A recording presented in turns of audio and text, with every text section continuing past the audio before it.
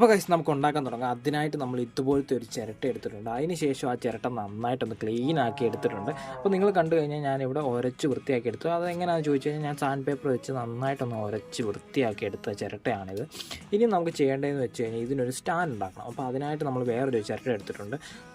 അപ്പോൾ ഗൈസ് ഇതാണ് ആ ചിരട്ട. ഈ ചിരട്ടയുടെ താഴ്വശം, അതായത് ഈ താഴ്വശം കണ്ടില്ല, ഈ താഴ്വശം നമ്മളിങ്ങനെ റൗണ്ട് ഇങ്ങനെ കട്ട് ചെയ്തെടുക്കണം. അതായത് ഇങ്ങനെ നമ്മൾ റൗണ്ടിൽ ഇങ്ങനെ കട്ട് ചെയ്തെടുക്കും.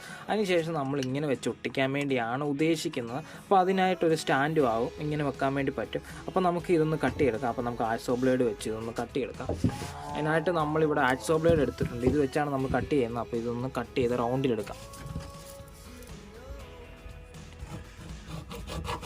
അപ്പം ഗായ്സ് പെതുക്കെ ഒന്ന് കട്ട് ചെയ്തെടുത്താൽ മതി, അല്ലെങ്കിൽ നമ്മുടെ ഷേപ്പ് വ്യത്യാസം വരും. അപ്പോൾ ഗായ്സ് അങ്ങനെ നമ്മൾ കട്ട് ചെയ്തെടുത്തിട്ടുണ്ട്. റൗണ്ട് ഷേപ്പ് നമ്മളങ്ങനെ കട്ട് ചെയ്തെടുത്തു. ഇനി നമുക്കിത് ഉരച്ച് വൃത്തിയാക്കി എടുക്കണം. അതിനായിട്ട് സാൻഡ് പേപ്പർ ഇട്ട് നന്നായിട്ടൊന്ന് ഉരച്ച് വൃത്തിയാക്കി എടുക്കാം.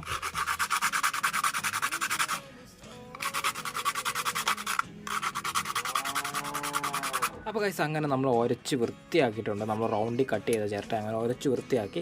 ഇനി നമുക്ക് നമ്മൾ ആദ്യം ഉരച്ച് വെച്ച ചിരട്ടയിലേക്ക് ഇത് വെച്ച് ഒട്ടിച്ചെടുക്കുക എന്നുള്ളതാണ്. അതായത് സ്റ്റാൻഡായിട്ട് വെച്ച് ഒട്ടിച്ചെടുക്കുക എന്നുള്ളതാണ്. അപ്പോൾ ഇതുപോലെയാണ് വെക്കാൻ വേണ്ടി ഞാൻ ഉദ്ദേശിക്കുന്നത്. അപ്പോൾ ഇങ്ങനെ വെച്ചതിന് ശേഷം നമ്മൾ ഫ്ലഷ് കുക്ക് കൊണ്ടാണ് നമ്മൾ ഒട്ടിച്ചെടുക്കുന്നത്. അപ്പോൾ ഫ്ലഷ് കുക്ക് ഒന്ന് ഒഴിച്ച് കൊടുക്കാം. ഒഴിച്ചിങ്ങനെ ഒട്ടിച്ചെടുക്കാം. അപ്പോൾ ഗൈസ് അങ്ങനെ നമ്മൾ പശ വെച്ച് ഒട്ടിച്ചെടുത്തിട്ടുണ്ട്. അപ്പോൾ നിങ്ങൾ പോയി കഴിഞ്ഞ് കഴിഞ്ഞാൽ ഇവിടെ ഗ്യാപ്പ് കാണും. അതായത് ഗ്യാപ്പ് ഇങ്ങനെ ഒട്ടിച്ചതിൻ്റെ ഗ്യാപ്പ് ഇങ്ങനെ കാണാൻ വേണ്ടി അത് ഭയങ്കര വൃത്തികേടാണ് ഗ്യാപ്പ് ഇങ്ങനെ കാണുന്നത്.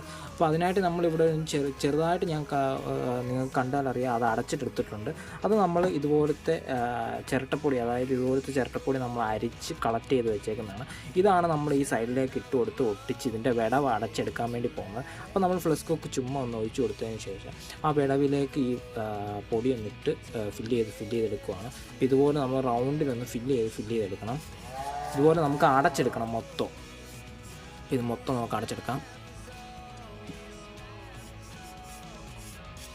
അപ്പോൾ ഗൈസ് അങ്ങനെ നമ്മൾ ഫുള്ള് നമ്മൾ പൊടിയിട്ട് അടച്ചെടുത്തിട്ടുണ്ട്. നിങ്ങൾ കണ്ടാൽ അറിയാം, ഫുള്ള് നമ്മൾ പൊടിയിട്ട് അടച്ചെടുത്തു. ഇനി നമുക്ക് ഈ ഒരു പൊടിയുടെ ഈ പൊങ്ങിയിരിക്കുന്ന ഭാഗവും എല്ലാം ഒന്ന് ഉരച്ച് വൃത്തിയാക്കി എടുക്കണം. അതിനായിട്ട് നമ്മൾ സാൻഡ് പേപ്പർ വെച്ച് ഈ സൈഡ് മാത്രം നമ്മളൊന്ന് ഉരച്ച് വൃത്തിയാക്കി എടുക്കാൻ വേണ്ടി പോവാണ്. ഇതുപോലെ നമുക്ക് ഒരു മൂലയിൽ ഇങ്ങനെ വെച്ച് ഇതിന് ശേഷം ഒന്ന് ഉരച്ച് വൃത്തിയാക്കി എടുക്കാം. റൗണ്ട് നമ്മൾ ഫുള്ളും നമ്മൾ ഉരച്ച് വൃത്തിയാക്കി എടുക്കണം.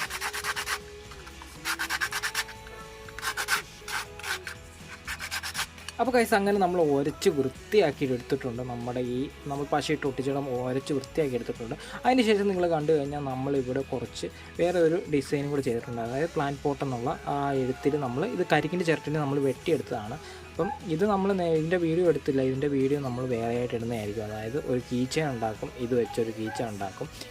അതായത് ഈ ഒരു വൈറ്റ് ചിരട്ടയും ബ്ലാക്ക് ചിരട്ടയും വെച്ചൊരു കീച്ചെയിൻ ഉണ്ടാക്കുന്ന വീഡിയോ വരുന്നുണ്ട്. അതിനകത്ത് ഡീറ്റെയിൽ ആയിട്ട് ഇത് വെട്ടുന്നതൊക്കെ ഡീറ്റെയിൽ ആയിട്ട് പറഞ്ഞുതരാം. അപ്പോൾ ഗൈസ് അങ്ങനെ നമ്മൾ നമ്മുടെ പ്ലാന്റ് പോട്ട് അങ്ങനെ ചെയ്തെടുത്തിരിക്കുകയാണ്.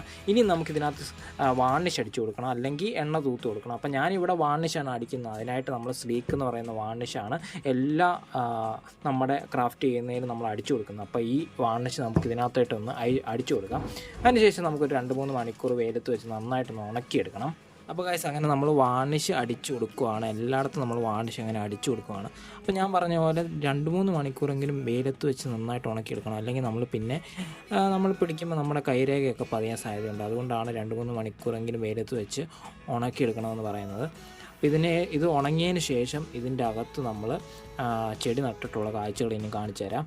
അപ്പോൾ നേരെ നമുക്ക് അതിലേക്ക് പോവാം.